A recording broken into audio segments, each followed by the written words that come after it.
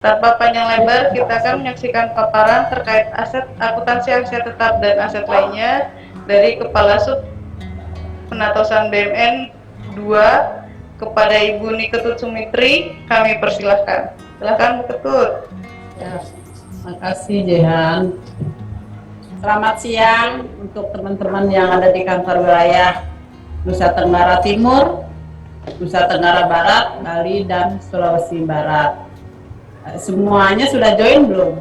Ini total peserta harusnya di atas 100 tadinya, sudah 105. Harus masih ada yang belum nih. Baik, sambil yang lain mungkin akan menyusul untuk joinnya, biar nggak terlalu sore nanti selesainya. Mudah-mudahan nanti ada sesi tanya jawab dipergunakan dengan baik di dalam pembinaan ini. Apa yang ada permasalahan-permasalahan di satuan kerja bisa kita sharingkan bersama. Tadi pagi dari jam 9, setengah 9 sampai jam setengah 12 kurang lebih sudah dipaparkan materi terkait pengantar penatausahaan dan persediaan. Sudah ada simulasinya terkait buku persediaan manual terkait UPO yang kita gunakan mulai semester 1 2021. Harapan kami, walaupun secara aplikasi sudah memang di by aplikasi sudah dihitung secara sistem, namun harapan kami teman-teman di dalam buku manualnya harus paham. Seperti itu, makanya diwajibkan membuat buku persediaan manual, mengingat aplikasi juga suka ada errornya, sehingga manakala terjadi trouble, kesalahan di dalam aplikasi, bisa meruntut dari mana sih permasalahan ini, bagaimana sih sebenarnya pencatatan metode FIFO itu. Mudah-mudahan yang tadi siang, tadi pagi sudah disimulasikan, teman-teman yang ikut pembinaan di hari ini sudah paham. Mudah-mudahan nanti penyusunan laporan semester 2 2021 bisa lebih baik dari semester-semester sebelumnya. Baik, Assalamualaikum warahmatullahi wabarakatuh. Selamat siang, salam sejahtera untuk kita semua. Om Swastiastu. Saya mengisi kegiatan di siang hari ini membawakan materi terkait akuntansi aset tetap dan aset lainnya. Silakan di share screen.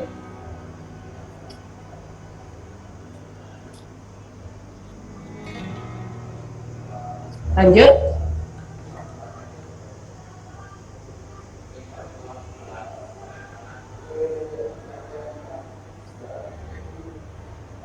Ini adalah pendahuluan yang dasar hukumnya dari pelaksanaan penatausahaan barang milik negara berupa aset tetap dan aset lainnya. Adalah seperti tadi pagi sudah dipaparkan, dasar hukumnya terkait penatausahaan adalah PMK 181 tentang penatausahaan barang milik negara. Definisinya adalah aset tetap adalah aset berwujud yang mempunyai masa manfaat lebih dari 12 bulan untuk digunakan atau dimaksudkan untuk digunakan dalam kegiatan pemerintah atau dimanfaatkan untuk masyarakat umum. Nah, ini nanti mungkin yang tadi pagi definisi persediaan apa. Nah, ini nanti bisa membedakan. Tadi pagi juga bisa dibandingkan antara apa itu aset tetap, apa itu persediaan. Mungkin bisa merefresh kembali ingatan teman-teman terkait apa definisi dari aset tetap. Ruang lingkupnya adalah tanah, peralatan dan mesin, gedung dan bangunan, jalan, irigasi dan jaringan. Aset tetap lainnya termasuk aset tetap renovasi, konstruksi dalam pengerjaan. Ini adalah ruang lingkup dari aset tetap.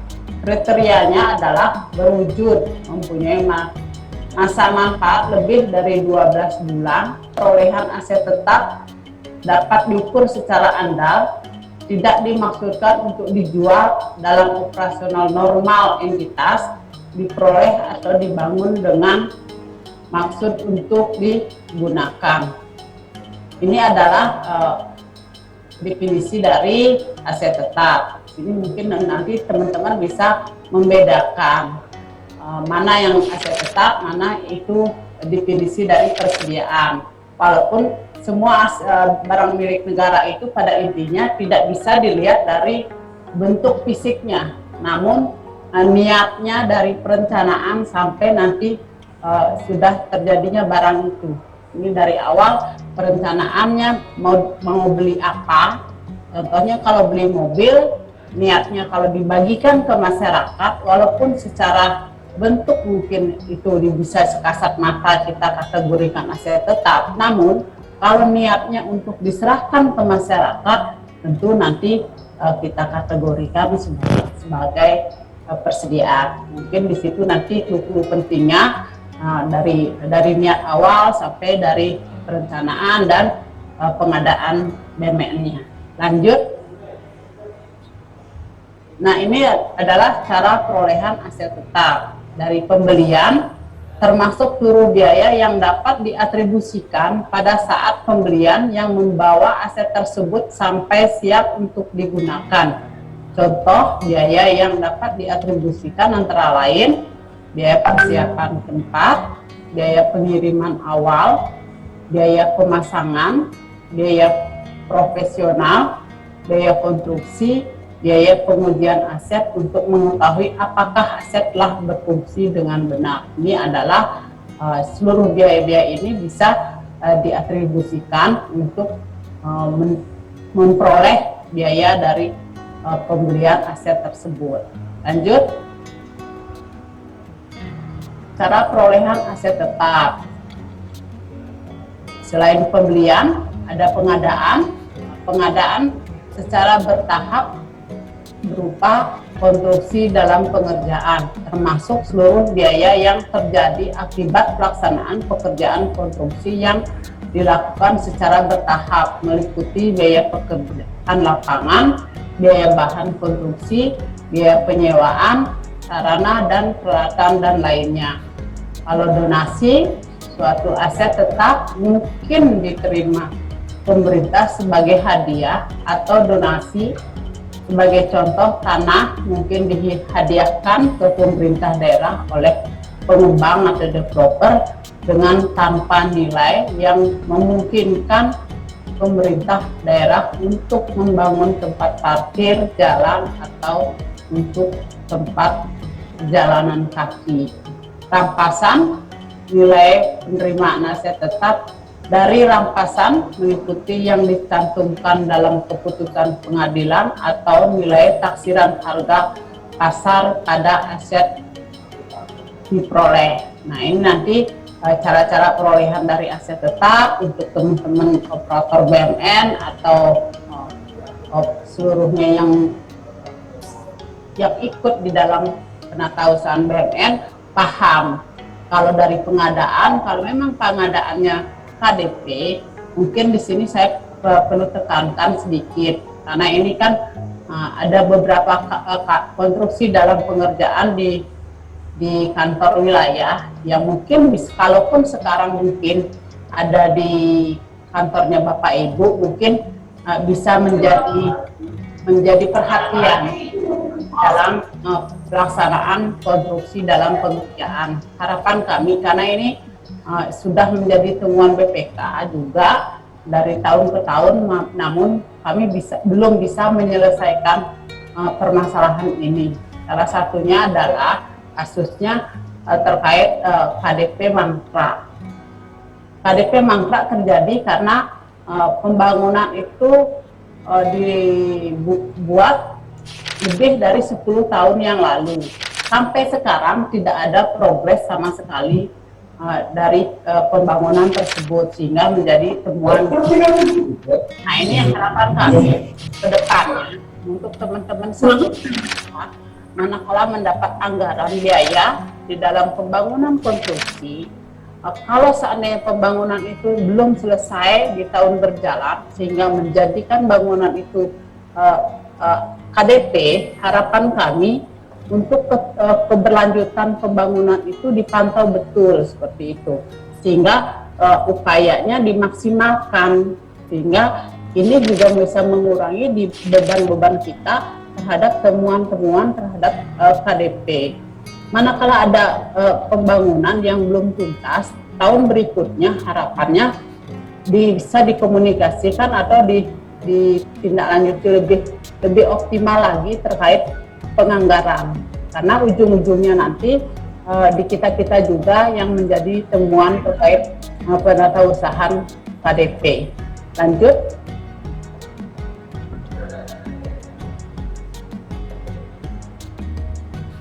Yang nomor 5 adalah perolehan secara gabungan. Biaya perolehan dari masing-masing aset tetap yang diperoleh secara gabungan ditentukan dengan mengalokasikan harga gabungan tersebut berdasarkan perbandingan nilai wajar masing-masing aset tetap bersangkutan. Ini juga sering terjadi pada saat perolehan secara gabungan. Contohnya yang sering terjadi adalah pembangunan fisik, di mana di dalamnya ada bagiannya yaitu berupa peralatan dan mesin. Contohnya mungkin ada AC di sana, ada barangkali lift di sana. Akan kalau lift dan AC itu bukan dari gedung, bukan jadi bagian dari gedung dan bangunan, tapi merupakan peralatan dan mesin. Nah, ini kadang-kadang pemecahan-pemecahan ini harus dilakukan karena beda barang dan beda golongan juga, sehingga untuk teman-teman di dalam mengalokasikan anggaran, harapannya kalau memang bisa dari awal sudah dipetakan mana untuk akun peralatan dan mesin, mana yang menggunakan akun gedung dan bangunan. Pertukaran aset. Suatu aset tetap dapat diperoleh melalui pertukaran atau pertukaran sebagian aset tetap yang tidak serupa atau aset lainnya dengan biaya wajar atas nilai aset tersebut.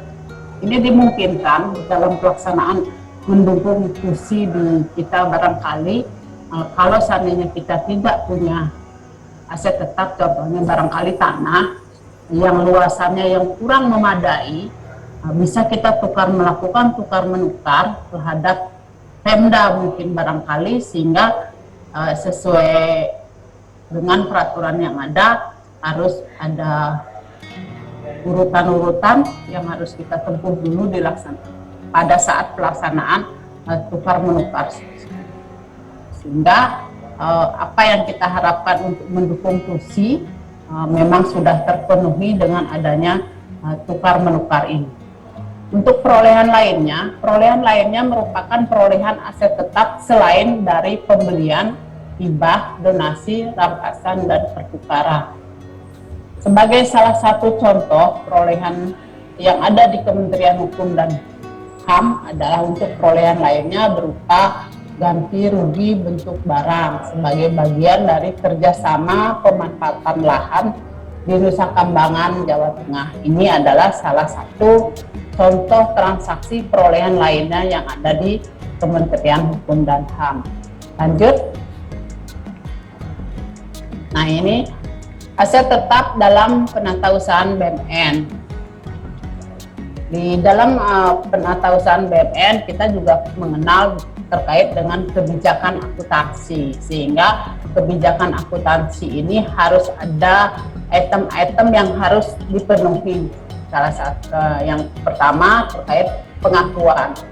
Suatu aset tetap diakui ketika aset tersebut sudah dikuasai dan siap digunakan serta memberi manfaat dalam kegiatan operasional. Nah, ini juga teman-teman harapannya sudah paham kalau kita ngakui aset kita harus sudah kita kuasai seperti itu. Manakala nanti contohnya teman-teman di satuan kerja mendapat hibah masuk dari Pemda, kalau tanahnya belum kita diserah terimakan ke kita, belum ada BST-nya, jadi tanah itu jangan dicatat dulu, karena ada beberapa kasus di satuan kerja terjadi seperti itu, sehingga sampai akhirnya kemarin menjadi objek reval, sehingga ini akhirnya membawa juga permasalahan di kita. Soalnya tanah yang sudah dihibahkan tapi belum ada BST sudah dicatat di kita, atau sebaliknya tanah yang sudah dihibahkan keluar ke Pemda yang sudah ada BST yang harusnya sudah dikuasai Pemda namun masih dicatat di kita. Ini kan akhirnya tidak sesuai dengan pengakuan dari kebijakan akuntansi. Nah, inilah harapan kami untuk teman-teman di satuan kerja harus memahami apakah tanah atau aset yang kita kuasai di satuan kerja tersebut sudah siap digunakan dan sudah kita kuasai dan memberikan manfaat tidak sih dalam kegiatan operasional kita. Pengukuran nilai perolehan apabila diperoleh dari pembelian. 2. Nilai taksiran digunakan apabila tidak dapat dikuasai secara pasti nilai aset tersebut. Nilai wajar merupakan hasil penilaian dari yang dikeluarkan oleh pengelola barang. Ini adalah pengukurannya, harus bisa diukur. Kalau nilai perolehan, ya pengukurannya harus berapa sih harga belinya gitu, pengukurannya harus pas gitu. Contohnya barangkali yang makanya kemarin ada pembahasan kalau aset tak berwujud, kalau dibuat oleh teman-teman IT kita itu tidak bisa kita catat. Namun kalau aset tak berwujud itu produk hasil kontrak dengan pihak ketiga baru bisa kita catat. Kenapa? Ini pengukuran yang susah gitu.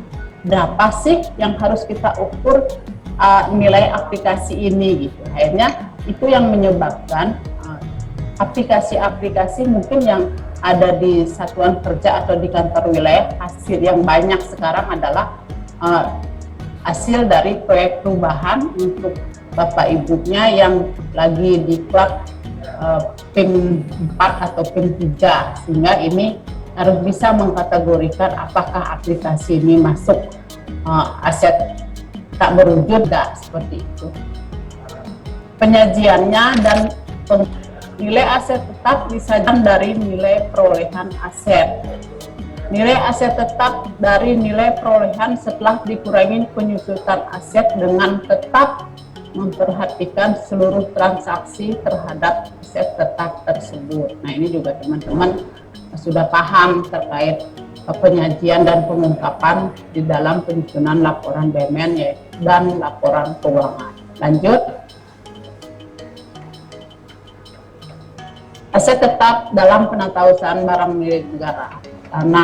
Tanah yang dikelompokkan sebagai aset tetap adalah tanah yang diperoleh dengan maksud untuk dipakai dalam kegiatan operasional pemerintah dan dalam kondisi siap pakai, termasuk dalam klasifikasi tanah adalah tanah yang digunakan untuk gedung dan bangunan, jalan irigasi dan jaringan. Ini adalah tanah-tanah yang digunakan di dalam mendukung fungsi kita. Peralatan dan mesin mencakup mesin-mesin dan kendaraan bermotor, alat elektronik, inventaris kantor, dan peralatan lainnya yang nilainya signifikan dan masa manfaatnya lebih dari 12 bulan dan dalam kondisi siap pakai. Nah, ini juga nanti bapak-bapak, ibu-ibu, serta rekan-rekan di satuan kerja di dalam penatausahaan, baik itu tanah, gedung dan bangunan, dan peralatan dan mesin, harus bisa memetakan mana yang masuk nanti barang yang memenuhi intra-kontable, mana barang-barang yang nanti memenuhi ekstra-kontable. Nanti barang-barang yang memenuhi intra-kontable otomatis barang-barang yang nanti masuk ke neraca. Yang masuk ke neraca berarti memenuhi nilai kapitalisasi, sehingga di dalam penganggaran kembali lagi ke di dalam penganggaran, harapannya teman-teman juga bisa memberikan masukan di dalam penganggaran untuk membentuk aset tetap baik berupa tanah, peralatan dan mesin, dan gedung dan bangunan.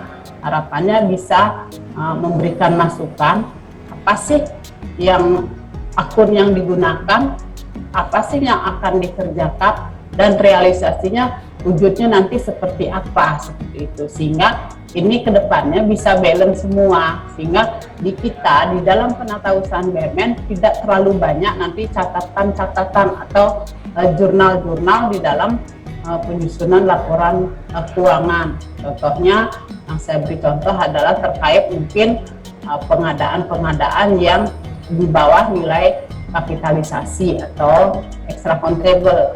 Kalau nanti ke depannya di dalam sisi penganggaran sudah ditentukan barang apa yang akan dibeli, harapannya sudah bisa memetakan, sudah bisa mungkin tahun kemarin kalau tahun 2021 realisasinya pada saat penganggaran tahun 2000, atau kalau sekarang penganggaran 2021 untuk 2022 sudah bisa memetakan. Saya tahun 2022 butuh barang kursi, meja, atau yang lainnya. Sudah bisa memetakan untuk kursi meja yang akan saya beli, harganya memenuhi nilai kapitalisasi atau tidak. Atau juga begitu juga terkait dengan gedung dan bangunan. Tapi kalau di tanah kan Rp1 pun masih masuk nilai kapitalisasi karena tanah tidak kenal dengan berapapun nilainya, Rp1 pun masuk ke neraca untuk tanah. Tapi untuk yang lainnya, peralatan dan mesin, gedung dan bangunan, dan yang lainnya itu ada bedanya. Ada yang masuk neraca, ada yang tidak. Nah, ini nanti harus dibedakan juga terkait penganggaran. Kalau yang memenuhi nilai kapitalisasi, penganggarannya mungkin menggunakan 53. Kalau tidak memenuhi nilai kapitalisasi, mungkin penganggarannya nanti harus menggunakan 52, sehingga tidak ada jurnal, tidak ada ralat akun, tidak ada revisi ke depannya, sehingga mungkin dari sisi penganggaran IPA-nya juga bagus, dari sisi penatausahaan BUMN laporannya juga bagus, begitu juga dengan laporan keuangan. Lanjut.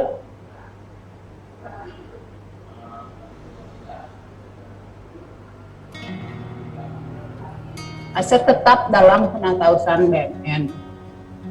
Yang tadi ke bangunan gedung dan bangunan, selanjutnya ada jalan irigasi dan jaringan. Jalan irigasi dan jaringan mencakup jalan irigasi dan jaringan yang dibangun oleh pemerintah serta dimiliki dan atau dikuasai oleh pemerintah dan dalam kondisi siap pakai.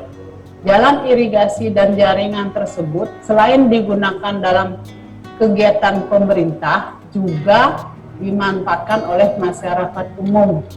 Jalan irigasi dan jaringan yang tidak dimanfaatkan oleh masyarakat umum diklasifikasikan sebagai aset yang menambah nilai aset tetap melekat jalan irigasi dan jaringan tersebut. Nah, ini juga untuk teman-teman di satuan kerja, di operator BUMN atau koordinator wilayah harus paham ini kita kerjaannya ngapain. Mungkin di halaman kantor atau kita ada jalan seperti itu.